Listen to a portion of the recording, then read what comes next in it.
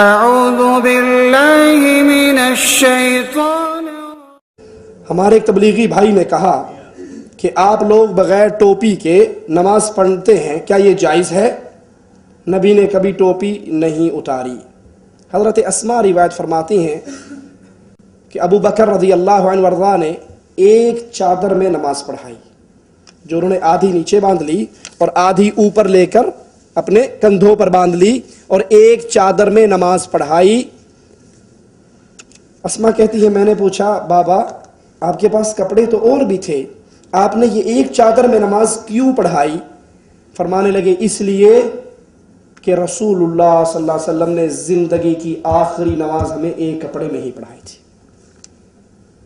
ایک صحابی آتے ہیں، سر پہ کپڑا ہے، اتار کے نیچے رکھ دیتے ہیں اور ننگے سر نماز پڑھتے ہیں۔ دوسرے صحابی کہتے ہیں آپ کے پاس کپڑا تھا پھر آپ نے ننگے سر ہو کر نماز کیوں پڑھائی؟ کہا اس لیے تاکہ تمہیں تعلیم دوں، تمہیں بتاؤں کہ سنت رسول اللہ صلی اللہ علیہ وسلم ننگے سر نماز پڑھنے کی بھی ہے۔ تو ننگے سر بھی نماز ہو جاتی ہے، سر پہ کپڑا ہو تب بھی نماز ہو جاتی ہے، کوئی مسئلہ نہیں۔ ہاں مسئلہ یہ ہے، اللہ کے نبی صلی اللہ علیہ وسلم کی حدیث سامنے رکھیے جو بات کو کھول دیتی ہے۔ آپ نے فرمایا جس کے کندھے ننگے ہوں اس کی نماز، جس کے کندھے ننگے ہوں اس کی نماز۔ اگر سر ڈھانپنا نماز کی شرط ہوتی تو نبی کو یہ فرمانا چاہیے تھا نا جس کا سر ننگا ہو اس کی نماز۔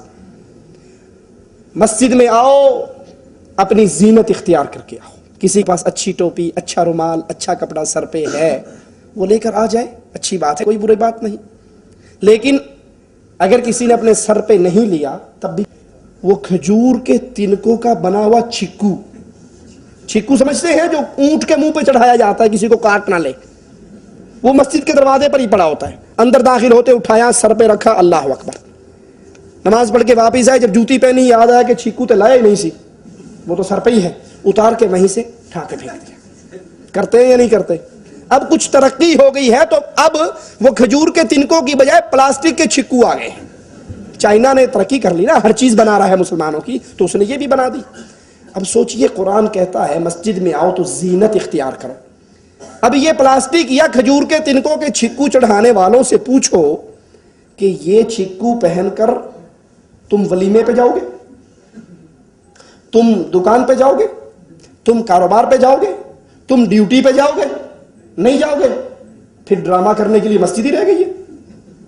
دیکھو میں نے یہ رومال پہنا ہے، یہ رومال پہن کے میں اللہ کے گھر میں بھی آ سکتا ہوں، یہ رومال پہن کے آپ کسی بھائی کی شادی ہو یا میری اپنی شادی ہو اس میں بھی جا سکتا ہوں، ٹھیک ہے؟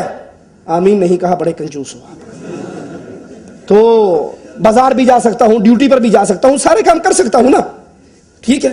لیکن وہ چھکو پہن کر ڈرامہ کرنے کے لیے ہم نے مسجد ہی رکھ لی ہے، اس کو پہننا جائز نہیں ہے۔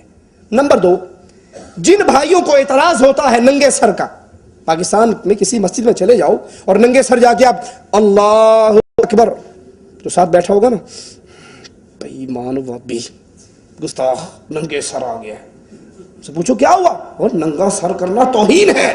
ان سے پوچھو حج میں آ کر سارے ننگا سر نہیں کرتے، ٹینڈ بھی کروا لیتے ہیں، یہاں سارے توہین کرتے ہیں۔ پھر ایک سوال۔ دوسرا سوال کہ تمہارے مذہب میں ننگا سر کرنا توہین نہیں، کرامت ہونی چاہیے۔